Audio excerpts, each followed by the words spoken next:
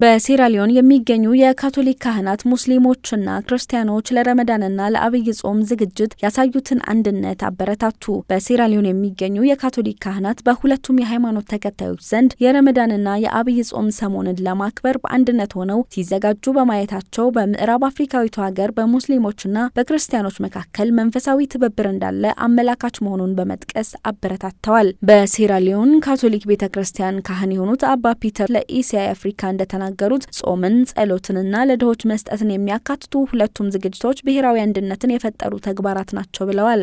አክለውም ሴራሊዮን በሃይማኖታዊ መቻቻልና በሰላም አብሮ በመኖር የተባረከች ሀገር ነች ያሉት አባ ፒተር በዚህ አጋጣሚ ለሁላችንም ክርስቲያኖችም ሆነ ሙስሊሞች ለሀገራችን ሰላም እንጸልይ ብለዋል። በሀገራችን ሴራሊዮን ምንም እንኳ አንዳንድ ተግዳሮቶች ቢኖሩም ለጋራ መከባበር፣ ፍትህ፣ የሰብአዊ ክብር ጥበቃና የእያንዳንዱ ዜጋ ነጻነት መጸለይ ያለብን ብለዋል።